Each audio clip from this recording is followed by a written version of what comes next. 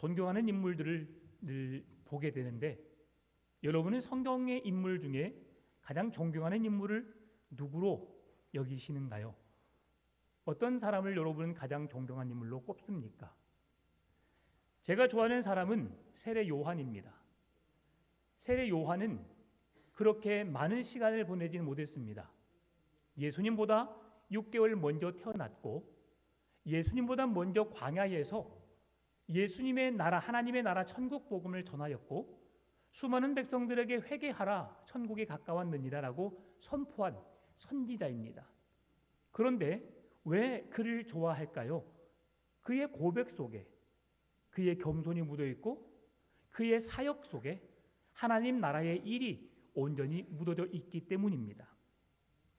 세례 요한은 마가복음 1장에 등장하게 되는데, 광야에서 40일 동안 금식하신 이후에 사단의 시험을 받으시고 이기시고 승리하신 예수 그리스도를 증거하는, 예수님의 공생의 사역을 알리는 선지자의 예언을 이루어내는 놀라운 사명을 감당해냅니다.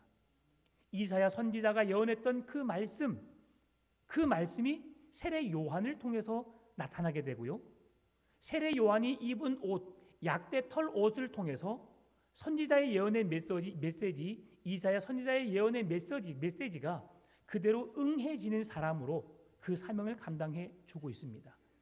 하나님께 부름을 받고 하나님의 손에 붙잡힌 바 되고 하나님의 영광을 위해 쓰임 받는 사람, 세례 요한. 그리고 그가 예수님의 복음, 하나님 나라 복음을 선포했을 때에 그를 따르는 수많은 무리가 있었습니다. 오늘날로 말하면 많은 사람들의 인기를 얻는 대스타였습니다. 그런데 그 인기를 내려놓고 그가 고백하지요. 나는 내 뒤에 오실 이를, 그의 신발끈 묶는 것조차도 감당하지 못하겠노라. 여러분, 사람들의 인기를 얻으면, 누군가가 나를 인정해주고 존중해주는 것처럼 느끼면 우리는 내 어깨에 힘을 줍니다. 이건 실제가 아닙니다. 장난 삼아서 웃자고 한번 이야기해 보는 겁니다. 오늘 식당에 남전도회 회의를 끝나고 왔어요. 근데 우리 박성 장로님이 어깨를 딱 힘을 주고 딱 이렇게 이렇게 팔을 하시더라고요. 나를 함부로 해서는 안 된 사람이라고. 예. 그랬더니 2개의 직분을 얻으셨더라고요. 남전도회 부회장, 청무. 그래서 여러분 함부로 건드리시면 안 됩니다. 무서운 분이세요. 자, 이제 웃자고 해본 소리인데, 자, 사람은, 우리는 그걸 장난 삼아서 여기지만 진짜 세상에 어떤 권세를 갖고 힘걷는 사람들은 어깨에 힘이 들어갑니다. 그리고 내가 그 높은 자리에 있는데 내가 서야 할 그 자리에 누군가를 세운다고 하는 것 결코 쉬운 일이 아니에요. 그래서 세례 요한은 겸손의 왕으로 오신 예수 그리스도를 예표하는 겸손한 자 중에 한 사람입니다. 자기의 영광을 취할 수 있지만, 자기의 인기와 자기의 어떤 권세로 뭔가를 해볼 수 있지만 그것을 다 내려놓을 수 있는 사람. 그리고 조금 이후에 세례 요한의 제자들이 예수님의 제자가 됩니다. 나를 따르고 나를 좋아했던 사람들이 예수님께로 향해 나아갑니다. 그것 또한 세례 요한은 이해할 수 있는 사람이 되었어요. 무엇 때문에? 하나님 나라 일 때문입니다. 내가 존재하는 이유가 이곳에 있으므로 하나님 나라 복음을 증거하는 사람으로 쓰임 받았고, 내 뒤에 오실 그는 하나님의 나라의 하나님의 아들로서 그의 실체가 되어지는 그 하나님의 아들이심을 그가 증언하였고, 그를 따라가는 제자들을 마음껏 축복하고 마음껏 기도하며 마음껏 그들을 지지해줄 수 있는 사람. 여러분, 오늘 우리가 그런 사람이 되시기를 바랍니다. 하나님은 교만한 자를 싫어하십니다. 교만은 패망의 선봉이요 넘어짐의 앞잡이라고 말씀합니다. 결코 하나님은 교만한 자를 사용하지 않습니다. 하나님은 준비되어 있는 자, 준비되어 있는 사람들 가운데 겸손한 자를 사용하십니다. 오늘 14절 15절 말씀 보니까, 요한이 잡힌 후 예수께서 갈릴리에 오셔서 하나님의 복음을 전파하여 이르시되 때가 찼고 하나님의 나라가 가까이 왔으니 회개하고 복음을 믿으라 하시더라. 예수께서 갈릴리에 오셔서 하나님 나라 복음을 전파하시는데 그 첫 복음이 하나님의 나라가 가까이 왔으니 회개하고 복음을 믿으라. 세례 요한은 복음이신 예수님을 소개하는 자로 쓰임 받고 예수님의 첫 선포는 그를 바라보는 모든 사람들을 향하여서 회개하라. 하나님의 나라가 가까이 왔다라고 말하는 거죠. 이미 임하였지요. 예수 그리스도가 이 땅에 오심으로 하나님의 나라는 이 땅에 임한 겁니다. 왜 그렇죠? 하나님의 나라는 예수님과 함께 있는 곳이거든요. 그래서 우리가 살고 있는 이 나라를 이미 임한 하나님의 나라라고 그렇게 말하고 있습니다. 예수님이 땅에 2000년 전에 오셨고 그리고 그 뒤에 하나님이신 성령님을 우리에게 보내주심으로 지금 우리와 함께하고 계시거든요. 성령님이 어디 계세요? 우리 안에 내주에 계신다. 예수 그리스도의 이름을 부르는 그 모든 이들의 모임 속에 함께 계신다고 말씀합니다. 예수님은 눈으로 볼 수 있었지만 성령님은 눈으로 볼 수 없어요. 그럼에도 오늘 우리와 함께 하심을 우리에게 약속해 주셨거든요. 구약의 관점에서 하나님 나라의 통치는 이 땅에 예수 그리스도가 오심으로 성취됩니다. 그리고 그 예수 그리스도의 오심은 이 땅에 죽어가는 영혼들을 살리시고 구원하시는 능력이 되고요. 실제로 그분은 죄를 사망을 깨뜨리기 위해서 죄와 사망의 권세를 깨뜨리기 위해서 친히 십자가에 몸을 맡기셨고요. 그 십자가 위에서 죽어주셨어요. 왜요? 죄의 문제를 해결하시기 위해서죠. 우리를 구원하시기 위해서지요. 그래서 예수님께서 주시는 놀라운 은혜, 마가복음 1장 1절에서 그래서 이렇게 말씀합니다. 하나님의 아들 예수 그리스도의 복음의 시작이라. 하나님의 아들 예수 그리스도 그분의 복음의 시작이라. 이 땅은 지금 신약 시대로부터 복음의 시대, 은혜의 시대, 성령의 시대라고 말하고 있는데요. 예수 그리스도가 오심으로부터입니다. 그러면서 이 사건을 통해서 우리에게 보여주는 내용이 오늘 갈릴리에서 일어난 사건임을 말씀해주고 있어요.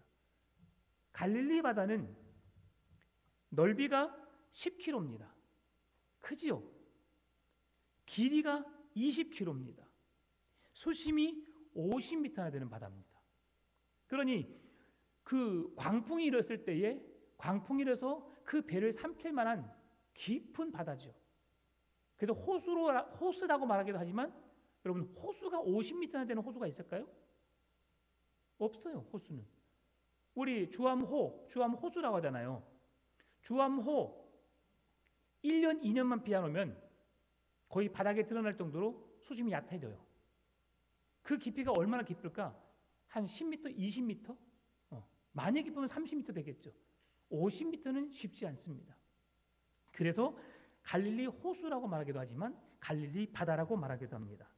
그런데 놀라운 것은요.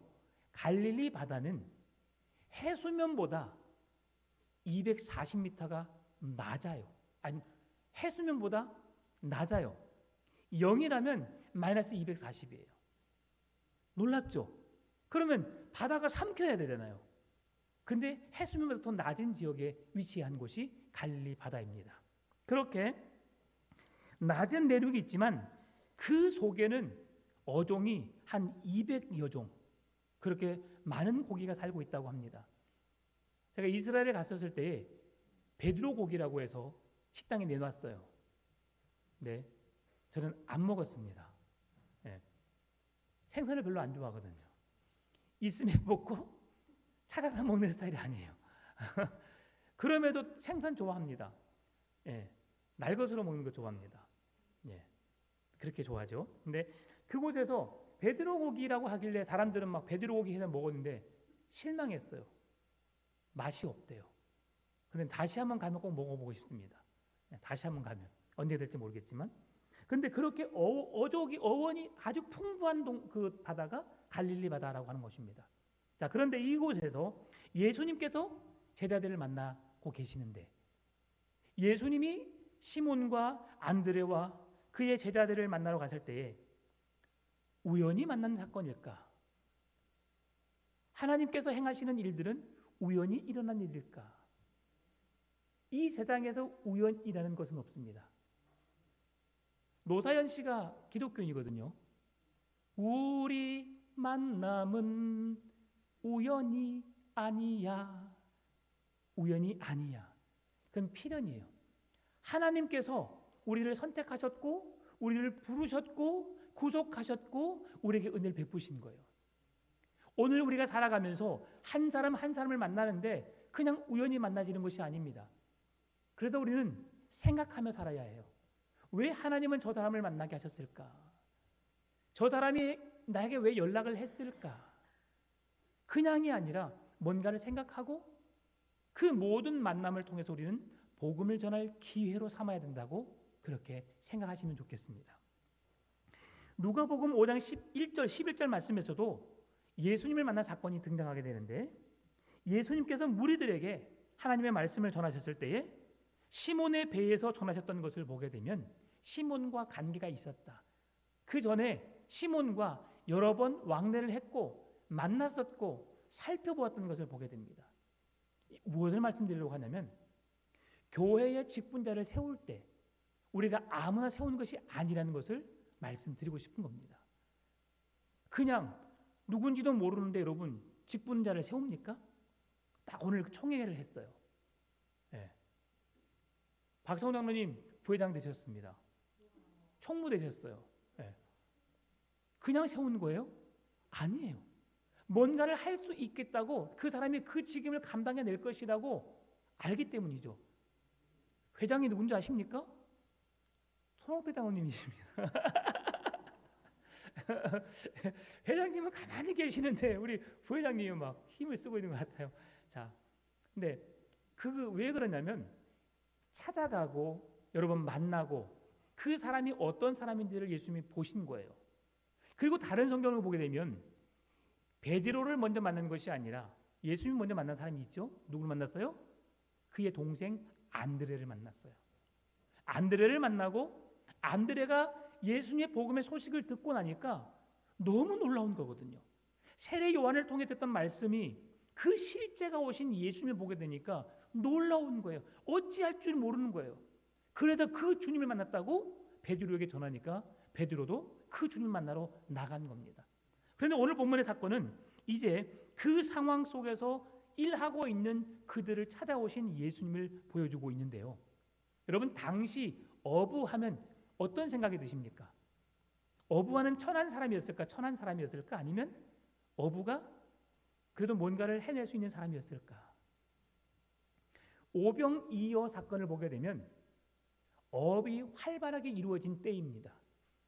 그들의 도시락에 그냥 흔해서가 아니라 그 고기를 주로 많이 잡는 어업이 발달했기 때문에 그 어린 아이가 물고기를 싸가지고 온 겁니다. 그러면 어업은 그들에게 인기 있는 직업이었습니다. 사람이 찾지도 않는 물건을 파는 사람이 있을까 없을까요? 찾는 걸 팔죠. 아니, 찾는 거를 팔죠. 일본 남학신 파는 사람 있어요? 왜 안 팔아요? 그래 안 신으니까, 안 찾으니까. 지금 겨울이에요. 구멍난 실리퍼 누가 사요 안 사요? 그 신발은 신발 가게에서 어디다 놔둬요? 창고에 넣어버려요. 왜? 찾는 사람이 없으니까. 그러면 누군가가 찾는다는 것은 인기가 있는 거고 찾는다는 것은 직업이 괜찮은 직업이라는 것이죠. 지금 여러분 보일러 공들 많이 불러 안 불러요? 예전에는 짐을 싸고 다녔지만 지금은 AS 기사가 있어서 그들을 부르잖아요. 차가 고장이 납니다. 누구를 불러요? 자동차 정비할 수 있는 SOS 출동 서비스를 불러서 그들을 통해서 차를 고칠 수 있는 방법을 찾아내는 거예요. 누가 찾아요? 운전을 하는 사람이 찾아요. 차를 가지고 있는 사람이 찾아요. 그러면 차가 없는 사람은 별로 그들에게 관심 없겠죠. 그런데 지금 차 없는 집이 있어 없어요? 거의 없어요. 한 집에도 우리 김정욱 권사님 집엔 차가 없어요. 자전거만 2대가 있어요. 예. 근데 그런 데는 SOS 부를 필요가 없는 거죠. 그런데 자전거는 빵꾸 나면 자전차 포로 가면 되는 겁니다. 그러는 거죠. 마찬가지예요. 우리가 찾는다는 것은 그만큼 인기 있는 직업이었다. 그래서 베드로가 어떤 학자들이 그렇게 말했죠. 에덴의 선배 목사님들이 무식한 사람이었다. 배우지 못한 무식한 사람이었다. 결코 그렇지 않습니다. 베드로는 그래도 지식 있는 사람이었고 그 지역 그 사회에서 선망 높은 직업을 가진 사람 중에 하나였다. 오늘날의 선망을 갖고 있는 직업 중에 하나가 의사예요. 교사예요. 공무원이에요. 회사원이에요. 사업가예요. 연예인들이에요. 이런 직망들은 다 사람들이 선호하고 인기가 높은 직업들이죠. 그런 직업에 지금 어부였던 출신인 베드로와 안드레가 그런 직업을 가졌다고 생각하면 될 것 같습니다. 그랬던 그가 놀랍습니다. 전문 직종이 있어요. 전문 직종이. 그런데 예수님이 그를 부르니까 그가 어떤 행동을 하느냐? 1장 20절에 마가복음 1장 20절 우리 같이 읽어볼까요? 자, 같이 읽겠습니다. 곧 부르시니 그 아버지 세베대를 품꾼들과 함께 배에 버려두고 예수를 따라가니라. 아멘. 네. 자, 이 말씀을 우리가 오해해서는 안 됩니다. 왜 어떤 말씀을 오해해야 될까요? 오해할 수 있을까요? 누구를 버려두고? 아버지 세베대를 품꾼들과 함께 배에 버려두고라고 했어요. 그러면 예수님의 제자가 되는 사람들은 부모를 버려두고 가는구나 라고 오해할 수 있어요. 여러분, 부모를 버려두는 자일까요? 아니죠. 부모에게 효도를 하는데 그러나 하나님의 일을 하기 때문에 조금 덜 돌아볼 수밖에 없어요. 그럼에도 부모를 무시하거나 부모를 아예 버려두는 것은 아니라는 것 여러분 기억하시고, 왜 그렇습니까? 하나님은 가정을 우리에게 선물로 주셨고요. 가정을 하나님의 나라를 이어갈 수 있는, 하나님의 나라를 생각하고 기어갈 수 있는 최고의 아름다운 축복의 공간으로 가정을 주셨어요. 하나님의 세상을 만드시고 가장 먼저 인간들에게 주어지는 가장 축복의 선물이 뭐냐? 가정이었어요. 그래서 가정은 너무 소중합니다. 여러분의 가정이 행복으로 가득하기를 바랍니다. 웃음이 늘 끊임없이 지속되고 늘 근심 걱정이 아니라 늘 기쁘고 즐거운 일들로 연속되기를 바랍니다. 가정은 작은 천국이 되어야 돼요. 그래서 가정은 서로 소통하고 서로 이야기하고 마음을 나눠야 됩니다. 어떤 한 사람에 의해서 가정이 이루어지는 게 아니에요. 남자와 여자는 서로 돕는 배필로 주셨어요.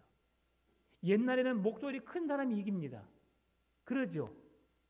저희 시골집에 가면 시장터에 온 것 같아요. 제 목소리 좀 톤이 높잖아요. 제가 그 영향을 받았어요. 왜 그러냐면 경상도와 전라도의 경계선에 있거든요. 그러니 경상도 사람들이, 제가 경상도를 뭐라 한 게 아니라 경상도 톤이 좀 높아요. 근데 전라도 톤은 남도보다 북도가 좀 더 사실은 좀 더 순하거든요. 그래지 안 그려 이렇게 전라도도 말해요. 근데 남도는 했냐 안 했냐? 했어? 그러니까 좀 강합니다. 강해요. 근데 경상남도도 남도와 북도가 좀 차이가 있는데 남도가 세요. 근데 거기에 저희가 경상남도와 붙어 있어서 좀 억양이 셉니다. 근데 아버지가 소리가 크거든요.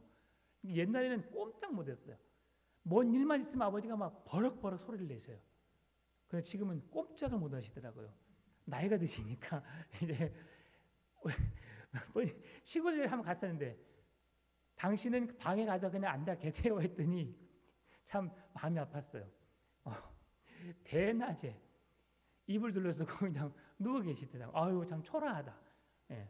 그렇게 힘이 없으니까 이제 그렇게 됐던 것 같아요. 근데 이제 그건 우스갯소리 하는 거고, 자, 아버지를 어떻게 한 거라고요? 버리는 게 아니라는 거예요. 아버지 부모는 공경하고 부부는 서로 돕는 배필이고 부모와 자녀 간에 신뢰가 쌓여야 하고 부모는 자식을 사랑으로 말씀으로 훈계하고 양육하고 자녀는 부모의 말씀에 공경하고 부모의 말씀에 순종하고 그리함으로 자녀가 복을 받는 비결은 부모에게 효도하고 부모를 공경하는 것이고 장수의 비결도 부모에게 기쁨이 되는 거고 부모를 공경하는 것이고 성경에서 다 말해두고 있어요. 가정 안에서 가정의 질서만 잘 회복해도 우리는 하나님의 은혜 속에 복을 받는 삶을 살게 되는 거예요. 그것을 가정에서 하나님께 받은 사랑을 이웃들에게 흘려보내라고 하는 거예요. 그것이 교회요, 그것이 직장이요, 그것이 우리가 살고 있는 세상인 것입니다. 그래서 그리스도인은 그렇게 삶을 살아야 됩니다. 오늘 예수님이 그들에게 제자를 부르셨는데 제자로 부르신 목적이 세 가지가 있어요. 첫 번째로는 유대인들의 일반적인 풍습과 달리 제자들은 선생을 택하는 것이 아니라 선생이 제자들을 선택했다는 거예요. 요즘 세상에 여러분 선생이 제자를 선택해요, 제자가 선생을 선택해요. 잘 모르시죠? 너무 오래돼 가지고. 제가 대학교 때 논문을 썼어요. 논문을. 그럼 논문을 쓸 때 선생님 교수님이 너 내 제자 와. 이게 아니었어요. 근데 이제 그렇게 선택한 학교도 있어요. 제 아내가 전대 석사 다닐 때 교수님이 지목하더라고요.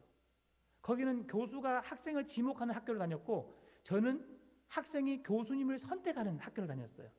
그래서 논문을 쓸 때 제 지도 교수는 이분을 내가 했으면 좋겠다 해가지고 내가 그분께 찾아가서 그분께 논문을 지도받았던 제가 그런 기억이 있는데 대부분은 교수님은 가만히 계시고 학생들이 많으니까 제한된 교수를 찾아가서 제 논문을 지도해 주세요라고 해서 학생들이 저 교수님을 찾아가서 조언을 구합니다. 그런데 그 당시의 제자는 내가 당신의 제자가 되겠습니다 하고 했던 것이 일반적인 것에 비해서 예수님이 직접 그의 제자가 될 사람을 찾아가셔서 그를 부르셨다는 거예요. 이것이 놀라운 일입니다. 그리고 두 번째는 제자들은 이 제자도를 위해서 해야 할 일이 있었는데 제자가 되기 위해서 그들이 해야 할 일이 있었는데 먼저는 자신들의 삶의 방식과 관계들을 버려야 한다는 겁니다. 오늘 본문에 그의 아버지 세베대 그리고 그의 사람들을 버려두고 예수를 따랐던 것처럼 그가 전문 직종에 있었지만 자기가 했던 것을 포기하고 내려놓고 하나님을 위해서 새로운 길로 나가야 한다는 사실입니다. 그리고 나서 예수님을 따르고 그리고 예수님의 삶에 동참해야 함을 성경은 말씀해 주고 있습니다. 세 번째로는 그들이 그동안은 물고기를 잡는 어부였지만 이제는 사람을 낚는 어부가 되는 예수님의 제자가 되는 그 길에 들어설 수밖에 없는 자로 하나님이 쓰셨음을 말씀해 주고 있습니다. 이 말씀을 통해 우리가 깨달아야 할 것은 뭐냐면 인간의 최고의 행복과 특권이 무엇인가인 겁니다. 여러분 누군가에 의해서 선택받는다라는 것은 아주 너무너무 좋은 거예요. 어렸을 때 여러분 기억하시나요? 친구들하고 고무줄놀이 할 때 고무줄놀이 잘하는 친구 있죠. 가위바위보 해서 편을 뽑잖아요. 그러면 그 친구를 누구 편하게 해주고 싶어요? 내 편하고 싶어요. 여러분은 뽑는 자였습니까? 뽑혀가는 자였습니까? 네, 뽑혀가는 자였을 거라 생각해 봅니다. 뽑혀가는 자가 인기 있는 거예요. 뽑는데 가장 마지막에 남는 사람 참 힘들겠죠. 그런 사람은 여전히 인기가 없어요.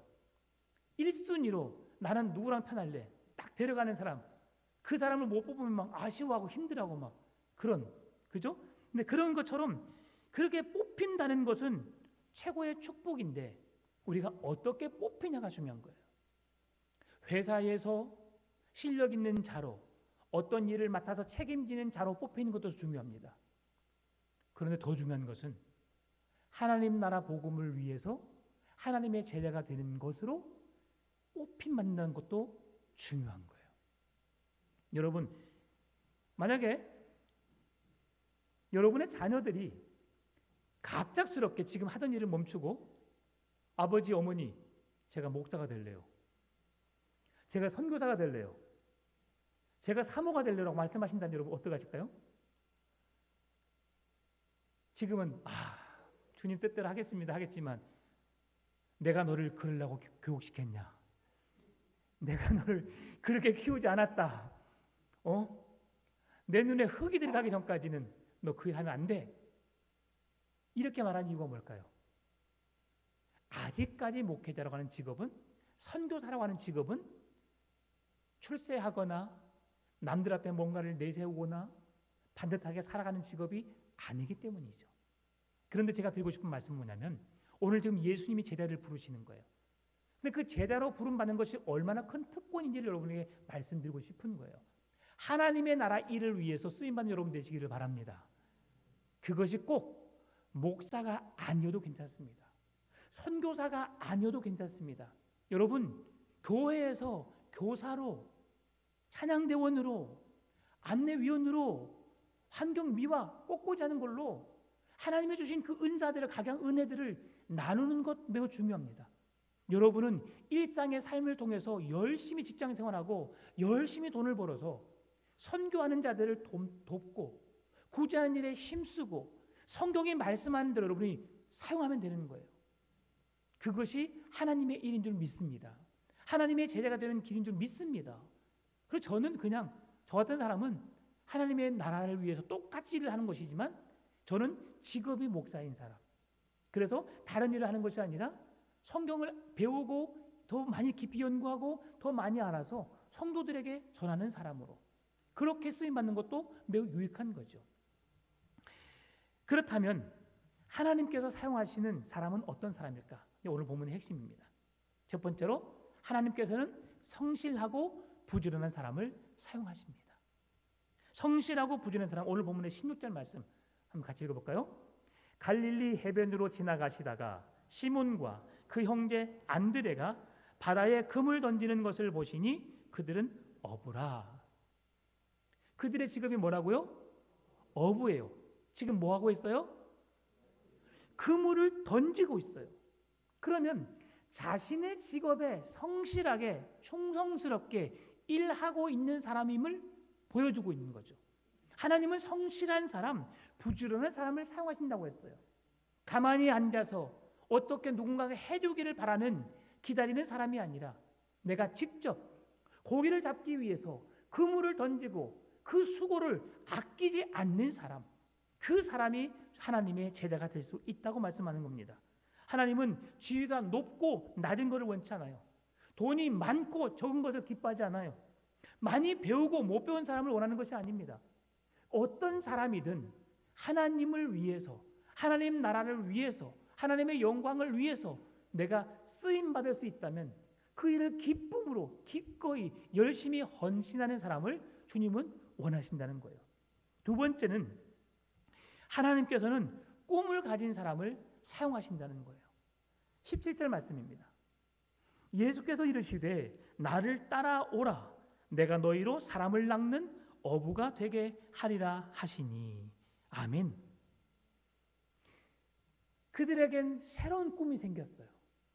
늘 업에 충실하고 업에 종사함으로 물고기를 잡는 사람들이었지만 이제는 물고기가 아닌 한 영혼 한 영혼을 구원하는 생명을 살리는 그 귀한 사명을 가지고 그 꿈을 향해 나가는 자들로 세워지게 되었다는 사실입니다. 하나님께서 사용하시는 사람은 그냥 현실에 만족하고 안주하는 사람이 아니라 더 새로운 거를 향해 나아가고 그것을 위해 꿈을 꾸고 그것을 위해 계획을 세우고 그 일을 위해 이루기 위해서 노력하는 사람을 하나님은 사용하신다는 겁니다. 여러분, 자수성가한 백만장자 유진 랜드라는 사람이 있어요. 아주 옛날 사람이지만 그 사람이 미국 할렘가에서 가정 형편이 좋지 않아서 거의 학교를 진학을 포기하고 그냥 그 빈민가에서 그냥 주정뱅이로 그냥 하루하루 살아가는 그 인생들을 향해서 그들에게 꿈을 심어준 이야기가 나옵니다.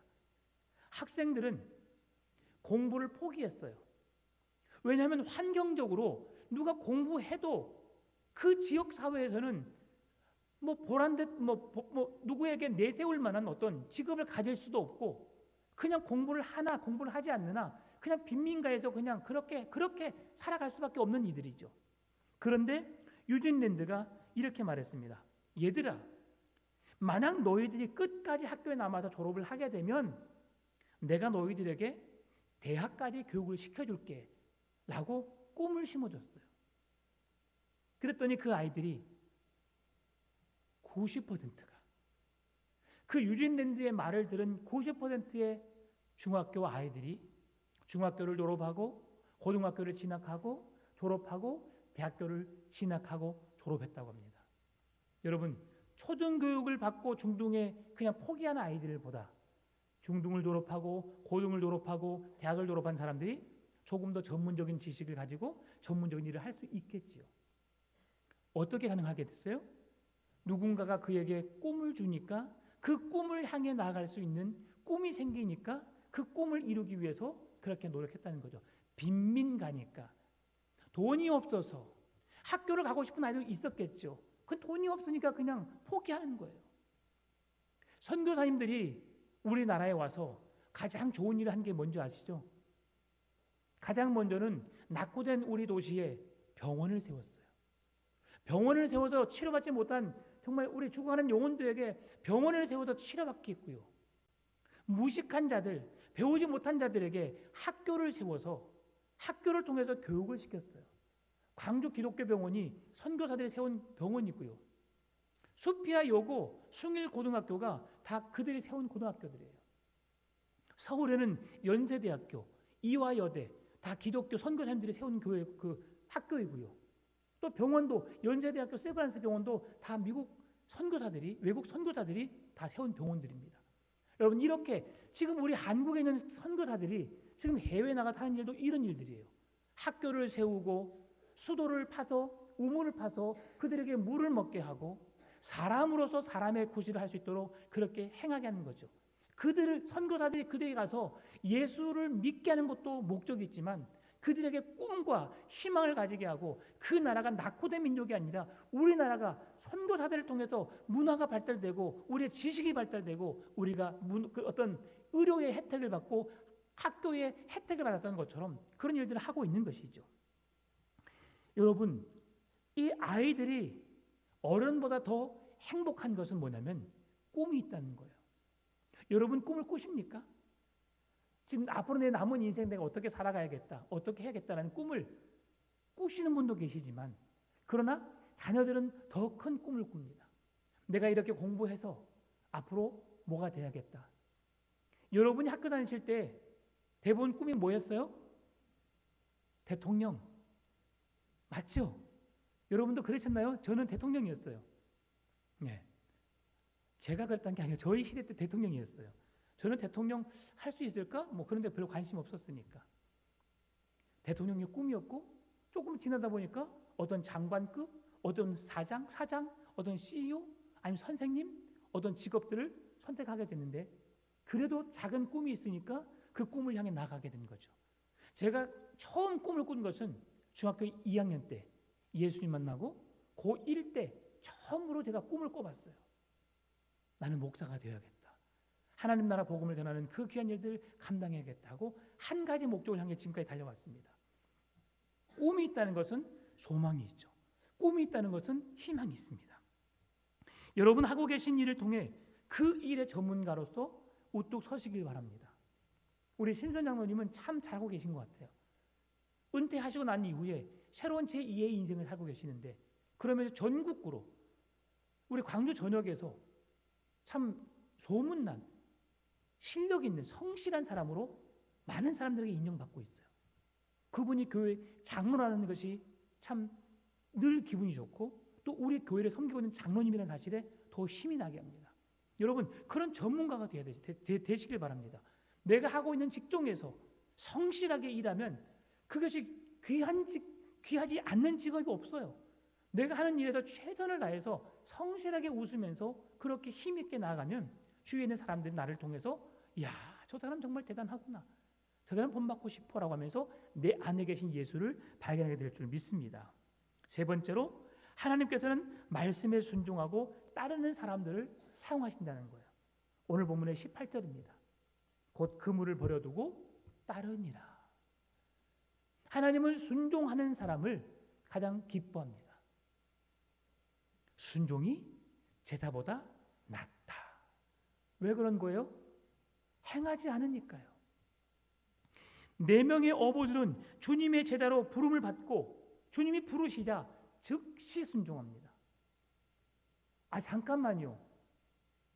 제가 어제 배 샀는데 지금 배값도 제가 지불을 못했어요. 신약 성경에 그런 예화가 있죠. 주님이 천국잔치에 부르시니까 나는 장가 들어서 나는 밭을 갈아야 해서, 나는 뭐 해야 해서 라고 핑계를 대는 경우가 있습니다. 그래서 주님은 누구를 불러요? 저 시골, 저 멀리 변두리에 있는 사람들, 소외된 사람들을 다 불러와라. 그러면서 그 부르심에 합당하게 순종한 사람들을 하나님 나라의 백성 삼으신다는 거예요. 기독교에서 가장 중요한 게 뭐냐면 순종입니다. 여러분은 순종을 잘 하고 계신가요?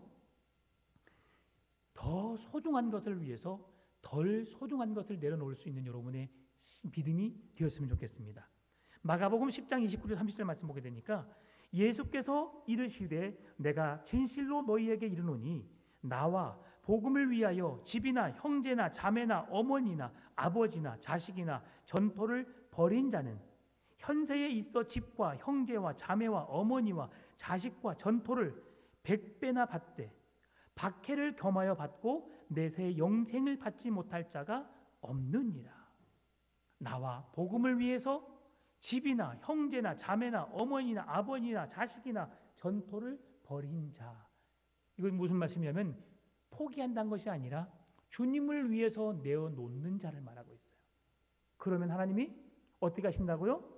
그것을 가지고 고맙다라고 끝나는 것이 아니라 몇 배를 더 하신다고요? 100배요. 여러분이 못 살고 있는 이유를 아시겠죠? 하나님께 여러분의 것을 드려보세요. 하나님이 가만히 계시지 않습니다.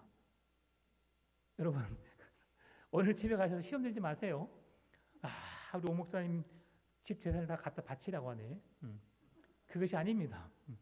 주님을 향해서 우선순위를 두라고 하는 거예요. 우선순위를. 내가 커피를 한 잔 마시면 커피 한 잔 마시는 게 얼마예요? 3,000원. 우리 메가박스 1,500원입니다. 그럼 내가 우선순위를 내가 첫 잔을 마시는 1,500원은 내가 하나님께 드려야겠다라고 하고 두 번째 잔을 내가 마시는 이걸 원하는 거예요. 아시겠죠? 전 재산을 다 갖다 바치라는 것이 아니라 하나님을 위해서 먼저 하고 그러니까 월급을 받으면 가장 먼저 하는 게 뭐예요? 11조를 떼는 거죠. 하나님의 것입니다. 내게 주신 것 감사합니다. 라고 하나님께 11조를 먼저 떼서 구분해 놓는 것이죠. 이것을 하나님을 먼저 소중하게 여기고 그를 우선순위에 두는 것입니다. 이런 신앙생활을 하라는 거예요. 여러분 먹고 마시는 것 하지 말라는 것이 아니에요. 주님을 먼저 기쁘시게 하고 그 일을 행하라고 하는 겁니다. 그래서 그 말씀에 우리에게 대표적인 사람이 노아입니다. 노아가 어떻게 순종했어요? 노아의 순종은 엄청난 순종입니다. 몇 년 동안 순종했어요? 120년 동안. 노아의 방주를 만들라고 말씀하신 그 말씀에 순종하는 노아의 믿음을 볼 수 있습니다.